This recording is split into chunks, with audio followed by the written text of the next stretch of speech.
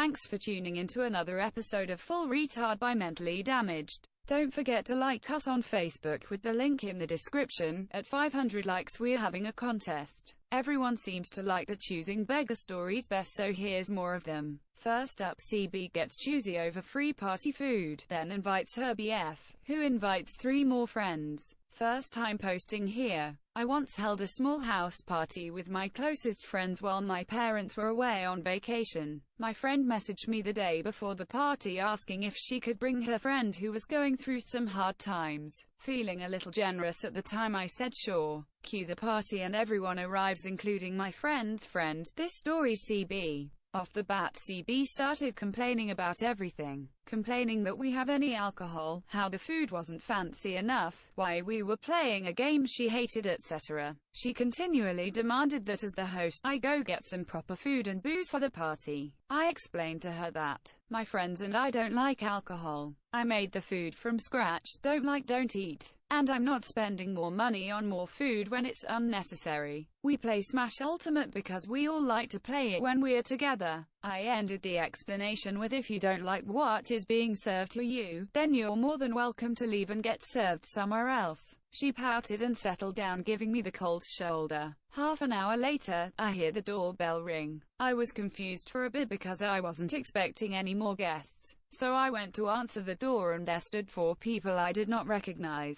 Stranger number 1, S1, hey, is CB here? Me, yay, why? S1, cool. Then we arrived at the right place. Time to party. They tried to enter the house. Me, hold up, I never invited you guys.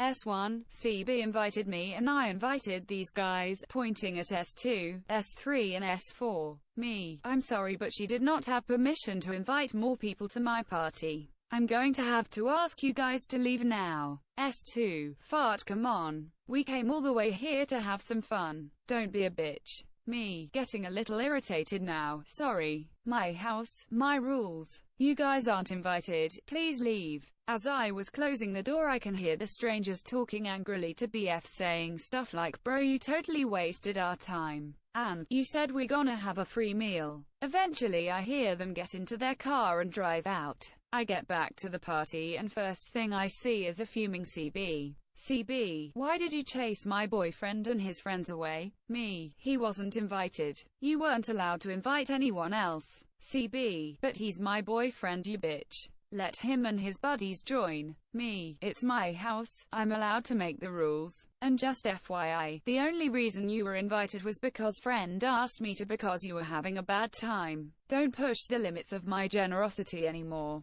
CB proceeds to yell profanities and screech. She kept demanding that I let her boyfriend and his buddies join the party and I answered no each time. This agitated her more, causing her to start stomping her food on the floor like a spoiled brat and eventually trying to knock things over. Luckily my friends were holding her back. Me, hey CB, this catches her attention. Call your boyfriend and tell him to come back. CB, what?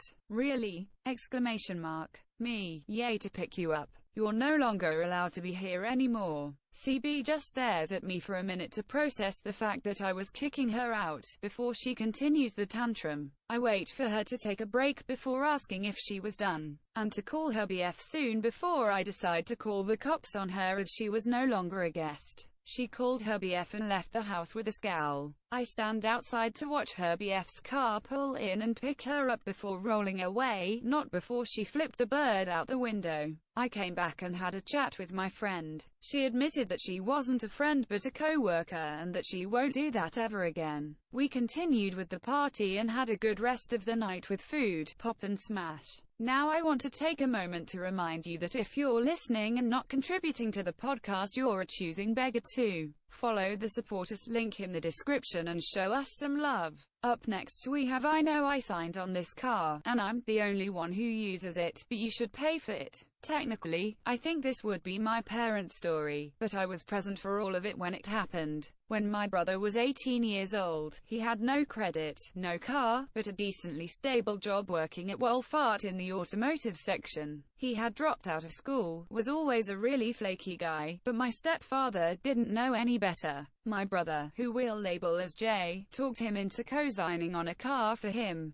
It wasn't in anything crazy, a used vehicle that had been repossessed from a business and had some mileage on it, but my mom and I knew that Jay would play stepdad like a fool. It wasn't in anything crazy, a used vehicle that had been repossessed from a business and had some mileage on it, but my mom and I knew that Jay would play stepdad like a fool. We warned him to no avail, and they signed on Jay's new truck within a couple days. Mom was newly pregnant, and she and stepdad had shared custody of 3 other kids, not including me, so funds were tight. They were really relying on Jay to keep up on his payments and take care of the truck. He made the first payment right on time, and bragged about how he was doing what he was supposed to. Then, suddenly, we stopped hearing from Jay, and the payments began to pile up, which he promptly ignored. Stepdad repeatedly would call him, and each call would be denied. He would read and not answer text messages. Finally, with his credit on the line, stepdad caught him up on his payments, and told him what he had done, but that he wouldn't do it again. This only fed into Jay's entitlement, and he continued to drive in his truck, leaving his job, not planning on making any more payments or paying stepdad back for the money that was wasted on him. When I would mention it to him, he would scoff and put it off like it wasn't a big deal, even though it very much was. Stepdad and mom had their baby, and I moved out with a new baby who turned out to be special needs. Funds got even tighter, and they had no choice but to declare bankruptcy. This wasn't entirely Jay's fault, of course. There was poor money management in general, but Jay definitely contributed to it all. The bankruptcy was approved, and all the loans and such that they took out were removed from them, meaning Jay was now the sole contributor to his car payments. This annoyed Jay to no end. He argued that he shouldn't have to pay it, even though he had signed the contract with stepdad knowing they wouldn't be able to pay for it themselves. In a fit of rage, he loaned the car to a seedy friend, who took the car and drove it what looked like to hell and back. By the time the repossession company found it in the nearest big city, it was dented and dirty, and not nearly worth as much as it was originally sold for. As soon as Jay heard that the truck, which he wasn't even using, was taken, he began begging his friends on Facebook for a cheap car, which he got and sold for a higher price to help pay for a newer car. I've cut all contact now, but last I heard he has a baby on the way. He got fired from his job, and he's leeching off of family for a place to live.